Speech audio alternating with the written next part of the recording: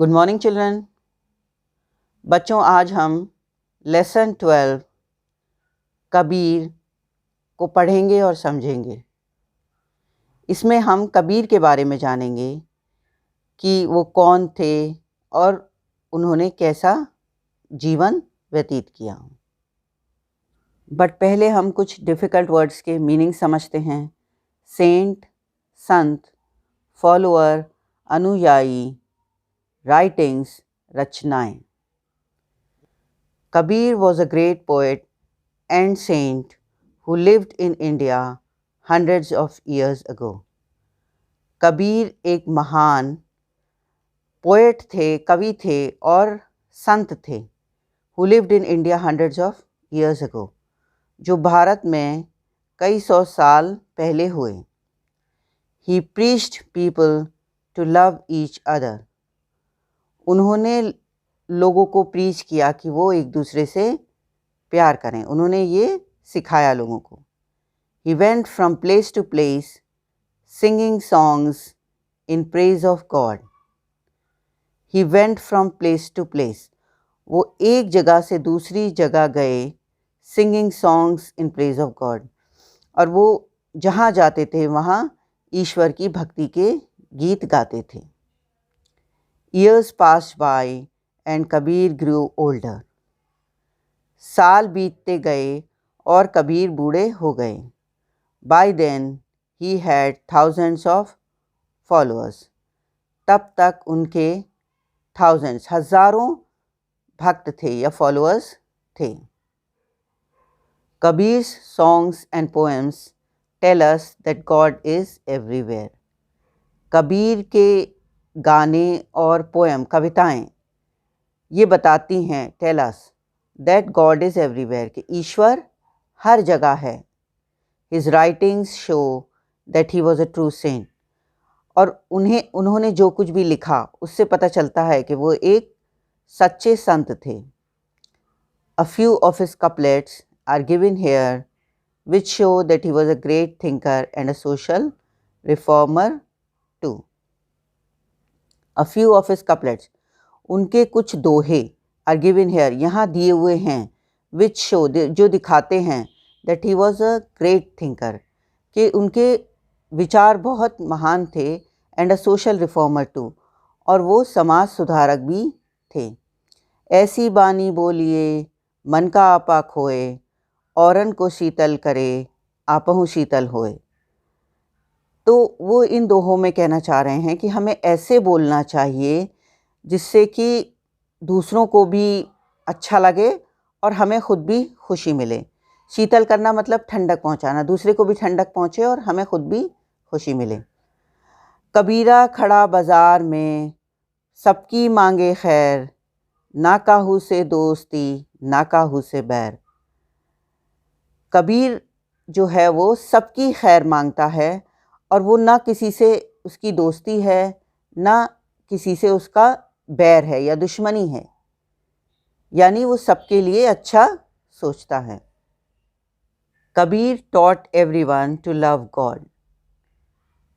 कबीर ने सबको यही सिखाया कि ईश्वर से प्रेम करो। He always said, Kabir is the child of Allah and Ram.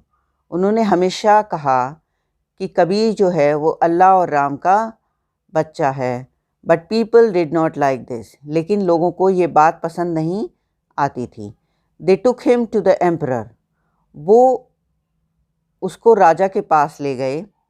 The emperor heard people's complaint and ordered his soldiers throw this man into the river. The emperor heard people's complaint, emperor ने लोगों की शिकायतें सुनी, complaint शिकायतें। And ordered his soldiers, और अपने सैनिकों को आदेश दिया, throw this man into the river, throw this man, इस आदमी को फेंक दो, इनटू द रिवर, नदी में।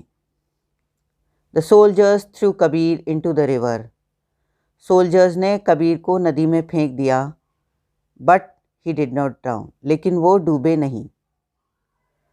The next time they put him in a hut and set fire to it, अगली बार उन्होंने कबीर को एक झोपड़ी में रखा और उसमें सेट फायर टू इट, उसमें आग लगा दी। द हट burnt down but Kabir was safe.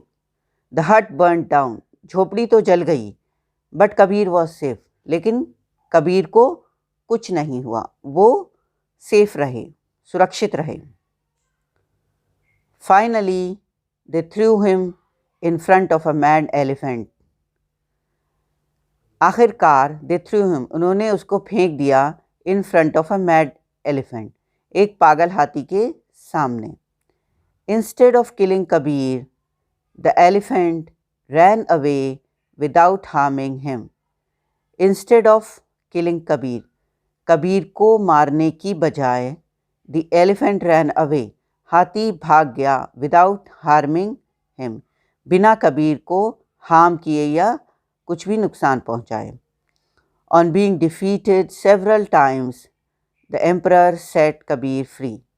On being defeated, जब कई बार कामयाबी नहीं मिली एम्परर को या राजा को, the emperor set Kabir free, तो उसने कबीर को आज़ाद कर दिया। यहाँ इस पिक्चर में हम देख सकते हैं कि कबीर को हाथी के आगे डाल दिया गया है, लेकिन हाथी उसको कुचलने की बजाय भाग जाता है, और पागल हाथी के आगे डाला गया था उनको, लेकिन हाथी उन्हें बिना नुकसान पहुंचाए भाग जाता है। When Kabir died his natural death, his followers quarreled among themselves. जब कबीर का देहांत हुआ, कुदरती मौत हुई, his followers, उनके भक्त, quarreled, लड़ने लगे, among themselves, आपस में। The Muslims wanted to bury his body and the Hindus wanted to burn his body. Muslims चाहते थे कि उनकी शव को या बॉडी को दफनाया जाए, and the Hindus wanted to burn his body, और हिंदूज़ चाहते थे कि उनके शव को जलाया जाए। Suddenly the Hindus and the Muslims heard a voice from the sky. It was Kabir's voice. अचानक ही हिंदूज़ ने और मुस्लिम्स ने एक आवाज़ सुनी, heard a voice from the sky, आसमान से एक आवाज़ आई। इट वॉज कबीर्स वॉइस, वो कबीर की आवाज़ थी। Take the sheet of my body, और वो आवाज़ कह रही थी कि मेरे शरीर से चादर को हटाओ। When they removed the sheet, they did not find the body. जब लोगों ने चादर को हटाया, they did not find the body, उन्हें कबीर की बॉडी नहीं मिली, उनका शव नहीं मिला। In its place there were some flowers. In its place, उसकी जगह, there were some flowers, कुछ फूल थे। So the Muslims took one half of the flowers while the Hindus took the other half. तो मुस्लिम्स ने आधे फूल ले लिए, while the Hindus took the other half, और हिंदूज़ ने भी आधे फूल ले लिए। तो दोनों ने आधे आधे फूल ले लिए। इस पिक्चर में हम देख सकते हैं कि जब कबीर के बॉडी से कपड़ा हटाया गया या चादर हटाई गई, तो वहाँ पर उसकी जगह फूल थे।